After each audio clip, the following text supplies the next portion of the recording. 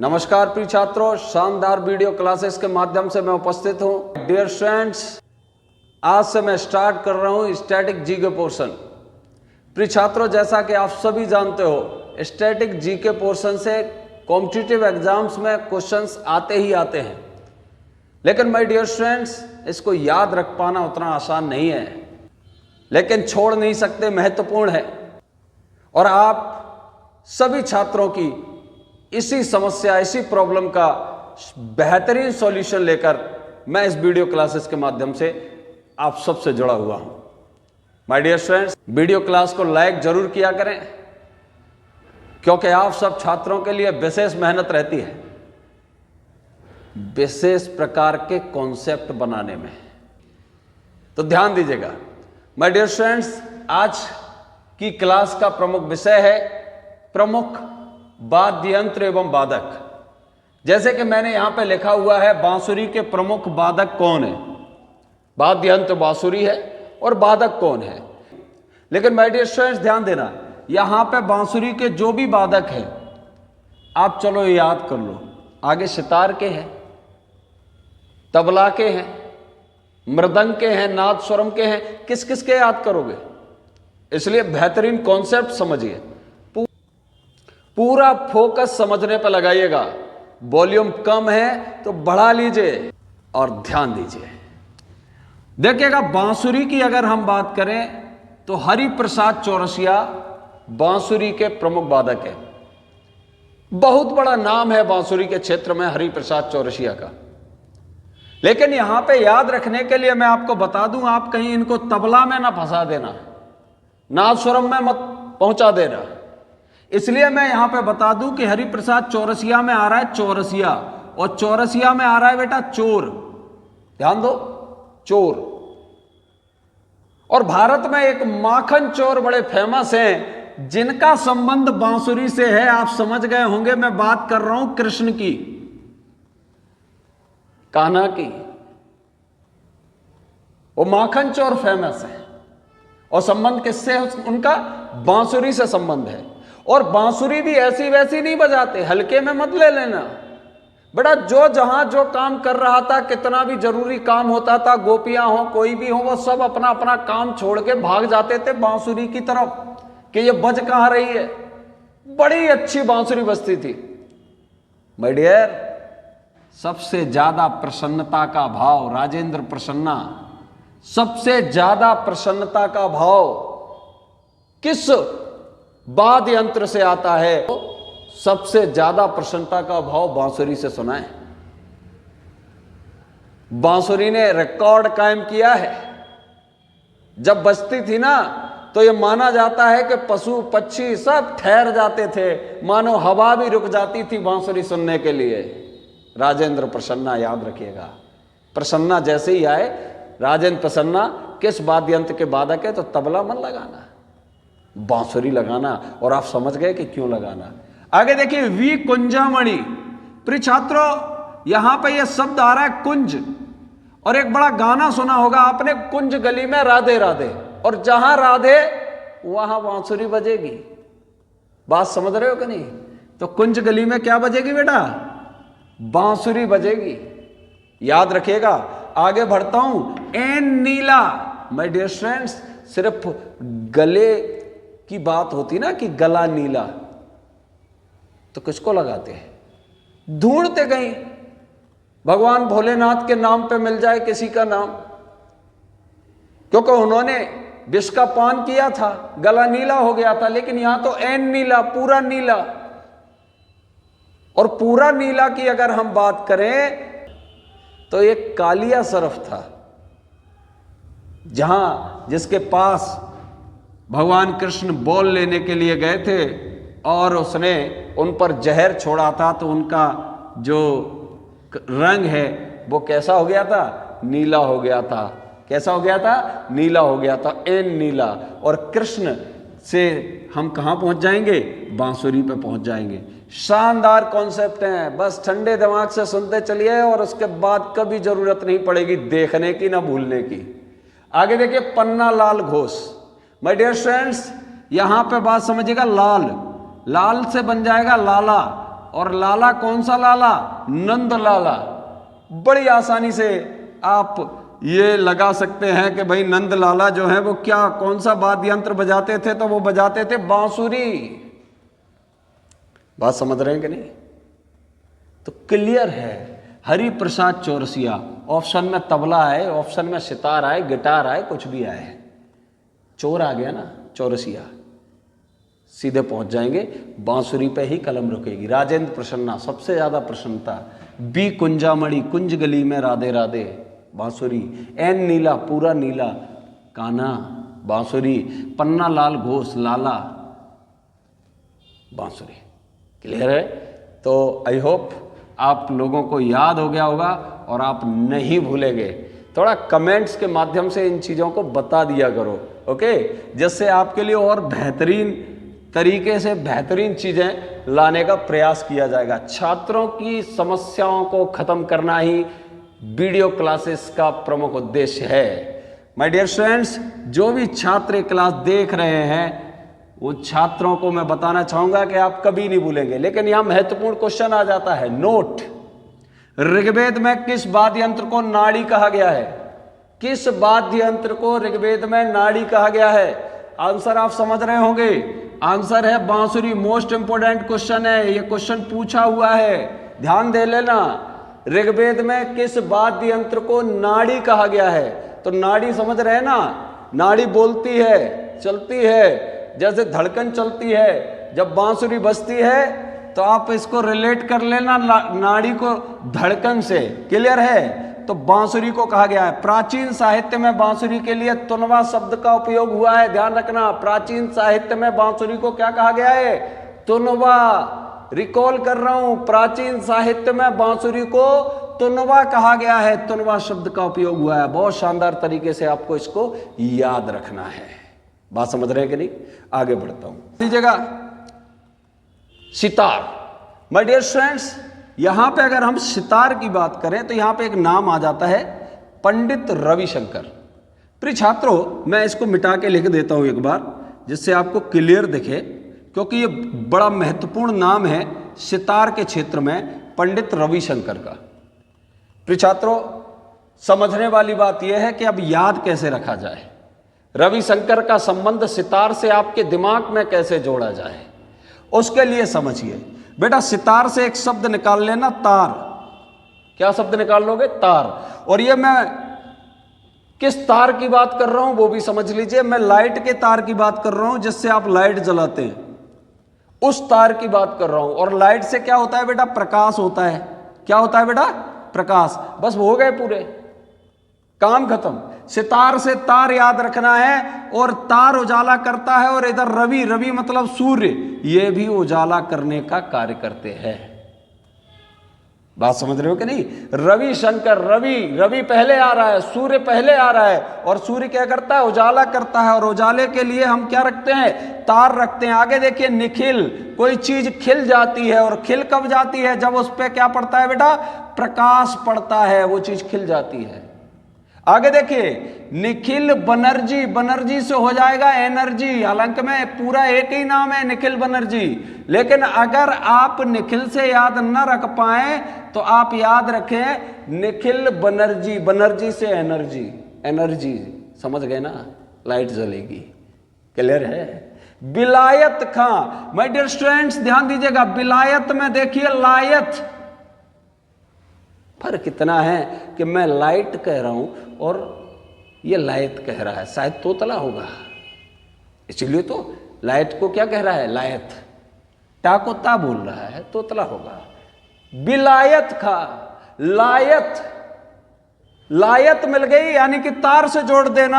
आगे देखिए, बंदे हसन, हसन में सन, सन मतलब सूर्य, बस इंग्लिश में है, कोई दिक्कत नहीं है। बंदे हसन, हसन सन, सन मतलब सूर्य क्या करेंगे? प्रकाश करेंगे। इधर तार से हो रहा है बुद्धादित्य, आदित्य। बुद्धादित्य में क्या है बेटा? आदित्य। और आदित्य क्या करते हैं? प्रकाश करते हैं। सूर्य का ही नाम है आदित्य। आगे देखिए, उमा शंकर मिश्र। माय डियर, ध्यान दीजिएगा, यहां दो हैं, एक नहीं है। उमा अलग हैं, शंकर अलग है, लेकिन ये आदि शक्ति हैं तो शंकर से जुड़ जाते हैं। और बेतार का संयोजन नहीं होता, मिले सुर हमारा तुम्हारा, यानी कि कोई ना कोई तार है जब आपस में जुड़ जाते हैं। तार कह लो, सूत्र कह लो, उमा शंकर मिश्र, याद रखिएगा। अब आपके लिए यहाँ पे एक बहुत शानदार क्वेश्चन है बेटा, पूछा हुआ क्वेश्चन है, इंपोर्टेंट क्वेश्चन है। वो है प्रथम भारतीय व्यक्ति जिन्हें ग्रैमी पुरस्कार मिला। संगीत के क्षेत्र में ग्रैमी पुरस्कार दिया जाता है माय डियर स्टूडेंट्स। किस क्षेत्र में दिया जाता है? संगीत के क्षेत्र में दिया जाता है। पूछा क्या जा रहा है? पूछा जा रहा है कि वह प्रथम व्यक्ति जिसे ग्रैमी पुरस्कार मिला। तो माय डियर स्टूडेंट्स यहां पे याद रखिएगा, ग्रैमी पुरस्कार रविशंकर को मिला है, पंडित रविशंकर को 1967 में, यानी कि प्रथम व्यक्ति, यह याद रख लेना है, वह प्रथम भारतीय व्यक्ति जिन्हें ग्रैमी पुरस्कार मिला है रविशंकर को, पंडित रविशंकर को ग्रैमी पुरस्कार मिला सबसे पहले 1967 में। बहुत शानदार तरीके से आपको याद रखना है माय डियर फ्रेंड्स। स्टैटिक जी के छूटेगा नहीं, स्टैटिक जी के आपकी कमजोरी नहीं बनेगा, स्टैटिक जी के आपकी मजबूती बनेगा। और उसके लिए आप सभी मेरे साथ प्रयास कीजिए, ध्यान दीजिएगा। आगे बढ़ते हैं प्रिय छात्रों, समझिए। हाँ तो ध्यान दीजिए प्रिय छात्रों, नंबर 3 पे है तबला वादक। माय डियर फ्रेंड्स, तबला वादक हमें किस तरीके से याद रखने हैं समझिएगा। अल्लाह रखा खां। प्रिय छात्रों यहां बात आ रही है रखा की। अल्लाह रखा की ही देन है कि तबला का बहुत ऊंचाई पर नाम पहुंचा। माय डियर फ्रेंड्स, अल्लाह रखा। अब देखिएगा यहां पे मैं आपको अल्लाह रखा खां के संबंध में पूछता हूं और ऑप्शन बांसुरी दे देता हूं। बताइए बांसुरी में आप कुछ रख सकते हैं? हाँ, गिटार, ये भी उतना अच्छा ऑप्शन नहीं लगता जितना अच्छा तबला ऑप्शन लगता है। तबला जो है वो कैसा होता है? इस तरीके से कैसा होता है? एक तरीके से आप आराम से उसमें अंदर कुछ रख सकते हैं, क्योंकि तबला जो होता है उसमें बीच में स्पेस बहुत ज़्यादा होता है। तो ध्यान रखिएगा, अल्लाह रखा खां, आराम से कुछ भी रखा जा सकता है तबला में। आगे देखिए खविंदर। बेटा खविंदर कहते हैं ना, कोई मार खाता है, मार खाने के लिए या तो पैरों से मार खाता है या मुक्कों से, घूसों से, हाथों से मार खाता है। तो समझने वाली बात यह है कि यहाँ पे खविंदर कौन है जो थप्पड़ और कहीं ना कहीं घूसे खाने का काम करता है? वो भी बेटा बेचारा तबला है। बात समझ रहे हैं कि नहीं समझ रहे? तो सुखविंदर सिंह, खविंदर तबला खाता है बेटा। आगे देखिए लतीफ। यहाँ पे बेटा लतीफ शब्द जो है तो इसको हम ऐसे देख सकते हैं, लोकल लैंग्वेज में जो लतीफ शब्द है जैसे कि लाता, तो इससे बन रहा है लात, यानी कि पैरों से जब किसी को पीटा जाता है, तो लोकल लैंग्वेज का शब्द है।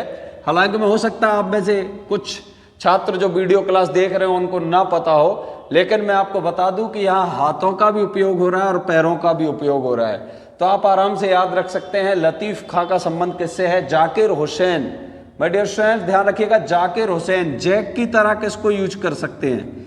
जैसे कि बैठने के लिए लिया तबला थोड़ा ऊंचा सा है, बात समझ रहे हैं? जैक की तरह उपयोग भी किसका कर सकते हैं? तबला का कर सकते हैं। जाकिर हुसैन तबला के क्षेत्र में बहुत बड़ा नाम है माय डियर फ्रेंड्स, आपको याद रखना चाहिए और याद रखना चाहिए आपको कॉन्सेप्ट। क्लियर? आगे देखिएगा माय डियर फ्रेंड्स, देखिएगा गुदई महाराज, यानी कि दई।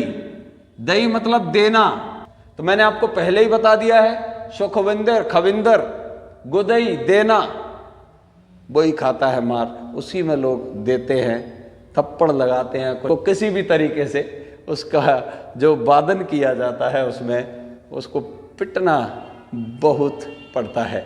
ध्यान दीजिएगा यहाँ पे नोट दिया हुआ है, जाकिर हुसैन को पद्म श्री अवार्ड। मैंने बताया जाकिर हुसैन बहुत बड़ा नाम है, और याद भी रखना जैक की तरह उपयोग कर सकते हैं आप तबले को। तो जाकिर हुसैन को पद्म श्री अवार्ड वर्ष 1998 में दिया गया और पद्म विभूषण अवार्ड 2002 में दिया गया। प्रिय छात्रों ये दोनों ही चीजें मोस्ट इंपोर्टेंट कैटेगरी में आ जाती हैं, जो कि आपको पता होना चाहिए। अगर अभी तक नहीं पता थी तो अब पता है, नोट करते चलिए। प्रिय छात्रों आगे ध्यान दीजिएगा, यहाँ पे सुरवहार। समझने वाली बात यह है कि अगर हम सुर बहार की बात करें तो यह नया है, हालांकि मैं बहुत पहले से है, लेकिन हो सकता है कई छात्रों को सुनने में पहली बार आ रहा हो। सुर बहार वाद्य यंत्र, तो सुर बहार वाद्य यंत्र के वादक हैं अन्नपूर्णा देवी। प्रिय छात्रों, अन्नपूर्णा देवी जो हैं वो पत्नी है किसकी, पता है आपको? ध्यान दीजिएगा, दिमाग दौड़ाओ नहीं तो समझिए, पंडित रविशंकर, मैंने बताए थे सितार वादक, पंडित रविशंकर की पत्नी है। कौन? अन्नपूर्णा देवी। और किस वाद्य यंत्र की वादक हैं? तो वो है सुर बहार वाद्य यंत्र की। माय डियर फ्रेंड्स, सुर बहार वाद्य यंत्र, समझिएगा यहाँ पे सुर की अगर हम बात करें तो सुर अच्छा लगे, एकदम मौसम भी बहार जैसा लगे, उसके लिए जरूरी है कि आप अंदर से भूखे ना हो, तो ही सब अच्छा लगता है, सुर भी, ताल भी, बहार भी।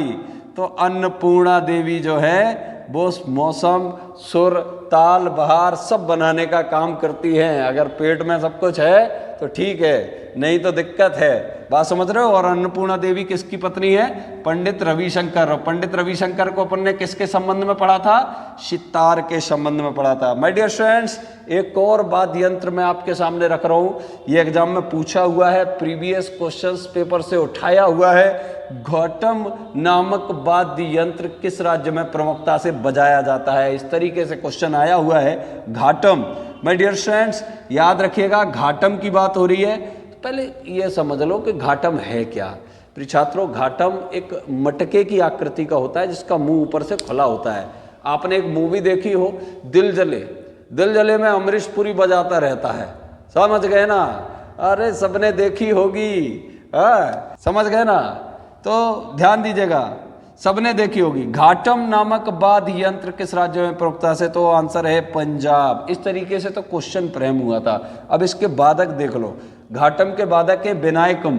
तो ध्यान दीजिएगा बेटा, बिनाय, यहाँ पे समझिएगा ना, इसको बिन को हटा दो तो अब बचेगा इसमें आय कम। बेटा आय कम होती है तो घाटा ही तो होता है, बात समझ रहे हो ना?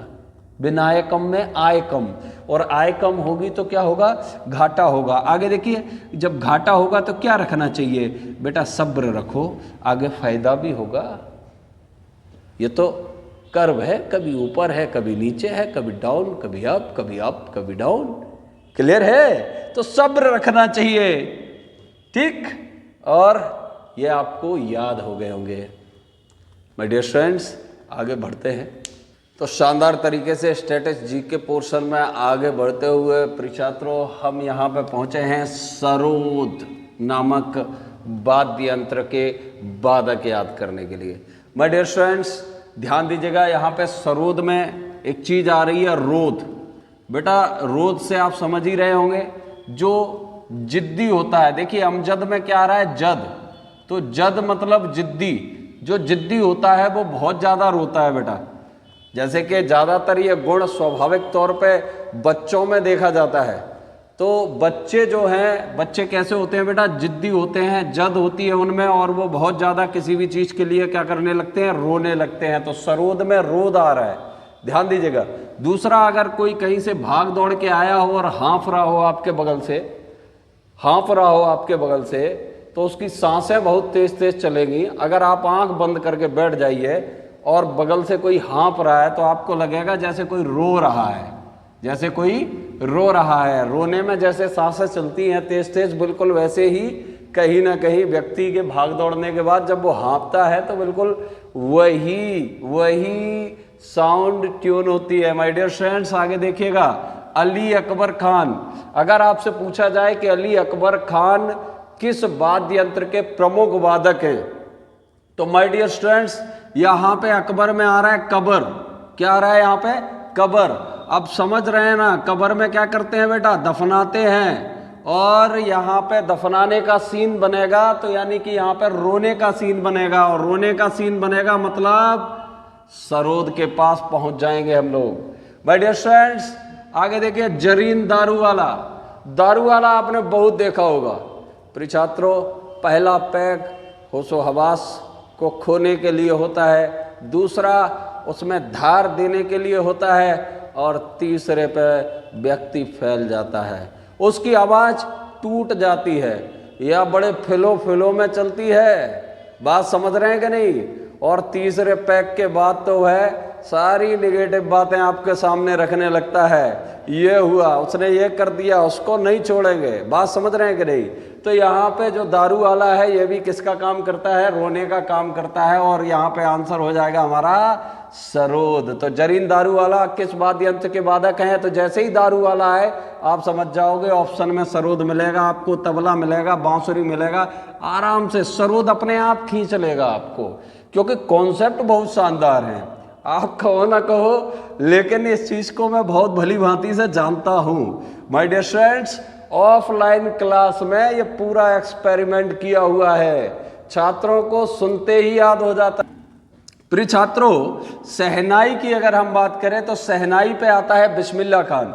बिस्मिल्लाह खान शहनाई के मामले में बहुत बड़ा नाम है। माय डियर स्टूडेंट्स, शहनाई आमतौर पे शादियों में बजती है, और शादियों की अगर हम बात करें तो शादियों में हम जो भी जिसकी शादी में जाते हैं उसको विश करते हैं, मिलने का काम करते हैं। तरह तरह के लोग आते हैं, हमारे पुराने मित्र आते हैं, रिलेटिव्स आते हैं, तो विश करने का काम, मिलने का काम। बिस्मिल्लाह खान आराम से शहनाई से कनेक्ट हो जाएगा। दया शंकर, बेटा सबसे ज़्यादा दयावान आदमी कब होता है? घर में शादी हो, कुछ भी कोई भी चीज़ थोड़ा ऊंचा नीचा हो गया, अरे कोई बात नहीं, चलो ठीक है, अरे ठीक है, बड़ा दयावान हो जाता है। फ्री टाइम में दिक्कत होती है। खैर, बिस्मिल्लाह खान महत्वपूर्ण तरीके से आपको याद रखना है माय डियर स्टूडेंट्स, ध्यान दीजिएगा। 2001 में भारत रत्न से सम्मानित हुए हैं बिस्मिल्लाह खान, यानी कि इन्हें भारत रत्न अवार्ड मिला है। My dear students, Bharat Ratna award कोई छोटा मोटा अवार्ड नहीं है, भारत का सर्वोच्च अवार्ड है भारत रत्न पुरस्कार। तो प्रिय छात्रों, 2001 में ध्यान रखिएगा, सदी की शुरुआत में 2001 में भारत रत्न पुरस्कार से सम्मानित हुए हैं बिस्मिल्लाह खान। तो ये भी एक महत्वपूर्ण चीज़ है, महत्वपूर्ण पॉइंट है जो आपको याद रखना है, परीक्षा उपयोगी है माय डियर स्टूडेंट्स। आगे देखिए, नाद स्वरम। प्रिय छात्रों, नाद स्वरम में देखो क्या आ रहा है? रम। माय डियर, रम। और रम से कॉन्सेप्ट बन जाएगा, देखो पिल्लई। आप ये आगे का याद रखो ना रखो, नीरू स्वामी राजरत्न पिल्लई, राजरत्न याद रखो ना रखो, पिल्लई याद रखना, पिल्लई। बात समझ रहे हो? क्या पिल्लई? रम। नीरू स्वामी पिल्लई, क्या पिल्लई? रम। तो बहुत शानदार तरीके से आप याद रख सकते हैं नादस्वरम नामक वाद्य यंत्र के वादक। माय डियर स्टूडेंट्स, ऑप्शन में जैसे ही नादस्वरम आएगा और पूछा जाएगा इसके बारे में, तो बहुत शानदार तरीके से आप इसको याद कर लोगे, और ये आपके लिए बहुत शानदार उपस्थित है नोट पॉइंट। प्रिय छात्रों, मैंडोलिन नामक वाद्य यंत्र का विकास कहाँ पर हुआ? क्वेश्चन इस तरीके से फ्रेम हुआ है। कौन सा? मैंडोलिन नामक वाद्य यंत्र। तो माय डियर स्टूडेंट्स, याद रखिएगा, मैंडोलिन नामक वाद्य यंत्र का विकास यूरोप में हुआ है। कहाँ पे हुआ है प्रिय छात्रों? यूरोप में इसका विकास हुआ है। और भारत में इसके प्रमुख वादक जो हैं वो हैं उप्पालू श्रीनिवास। कौन है? उप्पालू श्रीनिवास। ये एकमात्र वादक हैं, और 1998 में 1998 में इन्हें पद्म श्री पुरस्कार से सम्मानित किया गया है। माय डियर स्टूडेंट्स, बहुत शानदार कंटेंट लेके आया हूं आपके लिए। तो प्रिय छात्रों, यहाँ पे याद रखिएगा, मैंडोलिन वाद्य यंत्र का विकास यूरोप में हुआ है। भारत में प्रमुख वादक, इसके जो एकमात्र वादक हैं वो हैं उप्पालू श्रीनिवास। अब आप याद कैसे रखोगे? तो मैंडोलिन से याद रखना बेटा, मेड मतलब नौकर या नौकरानी जो भी है।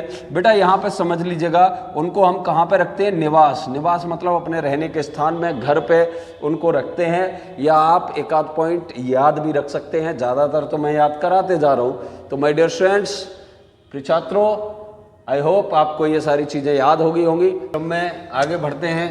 देखिएगा यहाँ पे संतूर वादक शिव कुमार शर्मा और भजन सोपोरी। माय डियर स्टूडेंट्स, बहुत बड़े नाम थे, क्योंकि वर्ष 2022 में निधन हो चुका है। 2022 में निधन हो चुका है। शिव कुमार शर्मा का भी 2022 में यहाँ पे निधन हो चुका है। My dear students, Jammu Kashmir से बिलोंग करते हैं दोनों ही, शिव कुमार शर्मा और भजन सोपोरी। इनका मूल निवास स्थान है माय डियर स्टूडेंट्स, लेकिन याद रखने के लिए आप याद रखिएगा, यहां से संतूर से एक शब्द बन रहा है संत। और प्रिय छात्रों, पहले मैं आपको यहां पे इससे कनेक्ट कर देता हूं। देखिएगा यहां पे भजन, तो माय डियर स्टूडेंट्स जो संत है वो क्या करता है, भजन करता है, और संतूर में ही संत बन रहा है।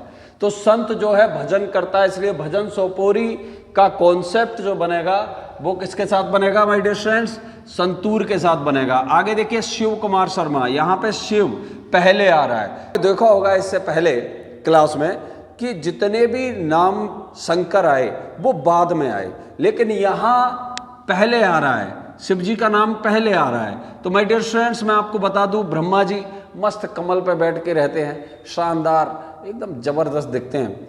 विष्णु जी की बात कर लें तो उनकी तो बात ही अलग है, भोग है, सारे भोग भोग रहे। और प्रिय छात्रों, लेकिन शंकर जी की बात करोगे ना तो पहाड़ पे बैठे हैं, तपस्वी वेश में बैठे हैं। शंकर जी का कहीं ना कहीं जो वेशभूषा दिखता है वो संत वाला दिखता है। तो माय डियर स्टूडेंट्स यहाँ पे याद रखना, शिव कुमार शर्मा और भजन सोपोरी महत्वपूर्ण नाम है, और ये संतूर वादक है। आगे देखिएगा रुद्र बीड़ा। प्रिय छात्रों, रुद्र का मतलब क्या होता है, रुद्र का मतलब होता है क्रोध। रुद्र का मतलब क्या होता है, क्रोध। तो माय डियर स्टूडेंट्स ध्यान रखिएगा, यहाँ पे अगर किसी को क्रोध आता है तो थोड़ा उसको साध के चलो, साध के चलो, साधिकली, साध के चलो। किसी को क्रोध आ रहा है, गुस्सा हो रहा है बात बात पे, तो थोड़ा नॉर्मल बात करो, उसको थोड़ा साध के चलो। माय डियर स्टूडेंट्स, अपने तो अपने होते हैं, समझने वाली बात यह है, साधना आवश्यक है। प्रिय छात्रों आगे देखिए असद। ज्यादातर आपने देखा होगा कि जो बहुत क्रोधी व्यक्ति होता है उसका असद अली खां असर बहुत ज्यादा होता है। या तो नेगेटिव होगा कि लोग उससे दूर भागेंगे क्योंकि ये बात बात पे चिढ़ जाता है, या पॉजिटिव होगा कि लोग उससे डरेंगे। बात समझ रहे हो ना। तो असद होता है क्रोधी आदमी का। नॉर्मल आदमी आके बगल से बैठ जाए कोई फर्क नहीं पड़ता, ठीक है, कोई दिक्कत नहीं है। आगे देखिएगा माय डियर स्टूडेंट्स सारंगी। तो यहाँ पर रंगी आ रहा है, रंग, और रंग से बेटा बिंदु लग जाएगा, कहीं भी कपड़ों पे लग जाए, कहीं भी लग जाए, बिंदी सी लग जाएगी। बात समझ रहे हो कि नहीं, किससे, रंग से। जैसे कहीं काला रंग लग गया, कहीं लाल रंग लग गया, तो रंग से ही बिंदु लगता है। तो उस्ताद बिंदु खां जो है वो किस वाद्य यंत्र के वादक है। जैसे ही बिंदु आपको दिखेगा आप आराम से समझ जाओगे, सारंगी। माय डियर स्टूडेंट सारंगी। और यहाँ पे दिया हुआ है जबरदस्त आपके लिए नोट पॉइंट। नोट पॉइंट में मैंने प्रीवियस क्वेश्चंस को लिया है जो थोड़ा बाहर है, क्लियर है। तो आउट ऑफ कवरेज को अपन ने कवर करने का काम किया है। प्रथम सारंगी वादक भारतीय महिला कौन है प्रिय छात्रों, प्रथम सारंगी वादक भारतीय महिला Arun Kale Narayan. My dear students, Arun Kale Narayan वो भारतीय महिला है जो प्रथम सारंगी वादक है, और ये क्वेश्चन पूछा हुआ है। तो अरुण काले नारायण को आपको याद रखना है माय डियर स्टूडेंट्स। आगे बढ़ते हैं, वायलिन की बात करते हैं। माय डियर स्टूडेंट्स वायलिन, यहाँ पे एक शब्द आ रहा है bye, bye bye, tata bye bye, और ये जो है वो पश्चिमी सभ्यता है। This is a western culture. बात समझ रहे हो कि नहीं, ये भारतीय संस्कृति नहीं है, क्योंकि भारतीय सभ्यता में तो मिलने पे या दूर जाने पे राम राम राम राम का उद्बोधन होता है, और यहाँ वाय वाय का उद्बोधन हो रहा है, यानी कि western culture. My dear student, लेकिन आजकल जन जन, प्रत्येक व्यक्ति, जन जन इसी कल्चर की ओर भाग रहा है। लेकिन ध्यान रहे, ये कल्चर कहीं से भी अच्छा नहीं है, ये कल्चर कहीं से भी कोई कल्चर ही नहीं है। बात समझ रहे हो कि नहीं। अपने यहाँ जो कल्चर है, रिश्ते नाते सारी चीज़ें हैं, ये कल्चर कहीं से गुरु शिष्य, वहाँ ऐसा कुछ नहीं है। बात समझ रहे हो। राजन, तो जन जन किस क्या कर रहा है आजकल, ये वेस्टर्न कल्चर को अपना रहा है। Tata bye bye violin. और वैद्यनाथ, माय डियर स्टूडेंट्स, वैद्य हो या डॉक्टर हो, बात समझ रहे हो कि नहीं, तो इनको तो बाय बाय कहना ही अच्छा है। इसलिए आप रोज़ सुबह 5 बजे जगें और एक्सरसाइज करें, बहुत शानदार तरीके से वॉकिंग करें, मॉर्निंग वॉक पे जाएं, तो कहीं ना कहीं वैद्य जो हैं उनसे आपको बाय बाय हो जाएगा। नोट पॉइंट ये महत्वपूर्ण है माय डियर स्टूडेंट। वायलिन वादक मनोज जार्ज को 2015 में ग्रैमी पुरस्कार मिला है। किसको? मनोज। मनोज तो ठीक है हिंदुस्तानी है, लेकिन जार्ज लगा है, वेस्टर्न में चला गया, मतलब नहीं है। बात समझ रहे हो कि नहीं? तो जॉर्ज याद रख लेना, जिनको 2015 में ग्रैमी पुरस्कार मिला है, ग्रैमी पुरस्कार, और प्रथम भारतीय जिन्हें ग्रैमी अवार्ड से सम्मानित किया गया तो 1967 सितार वादक पंडित रविशंकर शर्मा, मैंने आपको बताया था, याद होगा आपको, 1967 में मिला था प्रथम भारतीय जिन्हें ग्रैमी पुरस्कार। लेकिन 2015 में वायलिन वादक मनोज जॉर्ज को 2015 में ग्रैमी पुरस्कार। आगे देखिए सिमझनी, बहुत ही भावुकता के साथ समझना है इसको, सिमझनी, झनझन। माय डियर स्टूडेंट्स, एक बड़ा नाम है जुबिन नौटियाल, बात समझ रहे हो कि नहीं? जुबिन नौटियाल सिंगर हैं, गाना गाते हैं, अच्छी बात है, लेकिन ये गाना बड़ा रोमांटिक गाने ज़्यादा गाते हैं। बारिश पे एक इन्होंने गाना गाया है, अब मुझे याद तो नहीं है, बात समझ रहे हैं कि नहीं, लेकिन आप देख सकते हैं झन झन, है ना? तो जुबिन, क्लियर है? इधर झनी झनी झन झन, यानी कि बारिश छन छन हो जाएगी, तो जुबिन नौटियाल से आप याद रख लेंगे, जुबिन मेहता। छात्रों, मैं समझता हूँ आपको बहुत बेहतरीन तरीके से याद हो गया होगा। माय डियर स्टूडेंट्स, वीडियो को लाइक, शेयर और सब्सक्राइब भी ज़रूर करो, क्योंकि इससे आगे भी बहुत बेहतरीन क्लासेस मैं लेके आ रहा हूँ। माय डियर स्टूडेंट्स, उन चीज़ों को मैं पहले उठा रहा हूँ जीएस में, जीके में, जो चीज़ें छात्रों को आसानी से याद नहीं होती। प्रिय छात्रों, एग्ज़ाम कोई भी हो, सेंट्रल का हो, स्टेट का हो, एसएससी का हो, अब पीएससी का हो, कोई भी एग्ज़ाम हो, प्रिय छात्रों, यहाँ से क्वेश्चंस बनते हैं। तो माय डियर स्टूडेंट्स, सीरियस तरीके से इसको याद कर लें। लिखते आप जा ही रहे होंगे, या आप लिख नहीं रहे हैं तो स्क्रीनशॉट ले सकते हैं। बीच बीच में मैं थोड़ा इसके सामने से हट जाता हूँ, इसी वजह से कि आप स्क्रीनशॉट लेते रहें। और आप सभी अपना ख्याल रखें। नेक्स्ट वीडियो क्लास के माध्यम से मैं फिर मिलूँगा आपसे, तब तक थैंक यू वेरी मच।